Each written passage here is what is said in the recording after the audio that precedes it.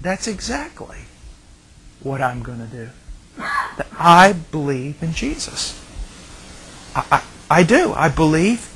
I'm sitting there in front of these guys. I'm going, yeah, I believe in Jesus. I really do believe in Jesus. And I just walked out, and then I started walking quicker because I was just like, what has happened to me? I mean, what has happened to, I felt like it's like just new.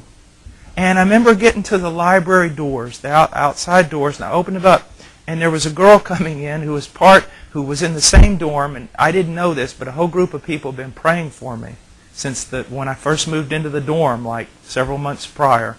Been praying for me. She was one of the girls. When I opened up the door, she goes, Paul, what's happened to you?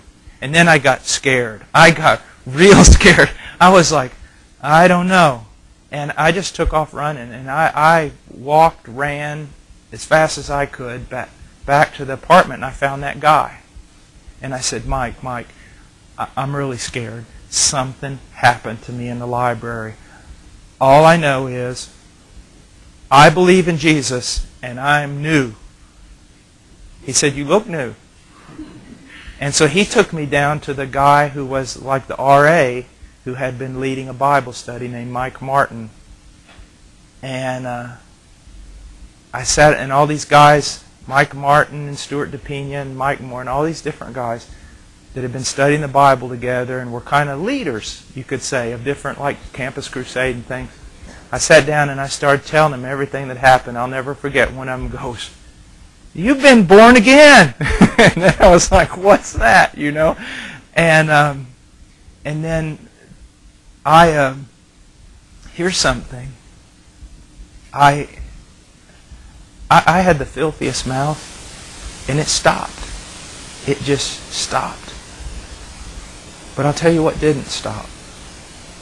Lying. And after the joy of that day, I began to think about I had lied to people. And then, so many things in my life changed, but then I would be talking and something would just pop out that wasn't true. And before, I could just, it didn't bother me. I was proud of my lying. I could make anybody believe anything. And I would be so struck down by the Holy Spirit and so ashamed that I would have to go back and say, I lied. And it went on. It's amazing. Some things, drinking and cussing and everything, just stopped. But other things were like this thing that constantly broke me. And the Lord then gave me victory over it. But it was, and now it's like one exaggeration. My wife says that I speak in superlative. She says everything is the greatest to you. Everything is the biggest to you. And that's true, but even in that sometimes the Lord just gets me. So that's why when some of you guys get real fired up for the Lord and you see someone else that maybe comes into your circles and it seems like God's done a work, but in one area of his life he's really struggling for change, don't discount him or think he's unconverted. Sometimes the Lord will remove so many things, but other things we just deal with, throughout our life. And then so the next day, the study group that was there got together and they bought me a big old Ryrie study Bible. New American Standard Ryrie study Bible. And I carry that thing to class.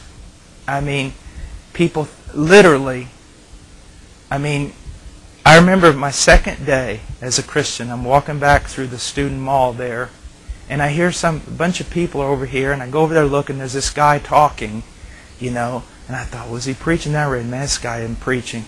And he was teaching on, just sharing about why sex is good, marriage is just an artificial institution, and promoting just wickedness. And I'll never forget, all of a sudden, just something. I just got so, and I just went through the crowd, and I just, you're lying. You're a liar. That's not true. So that was the beginning of my street preaching. My ministry was defined. Another thing that was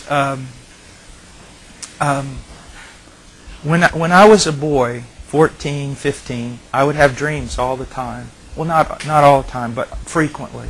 I would have dreams of me preaching, and I would wake up crying and telling God, I'll get saved if you promise me I don't have to preach.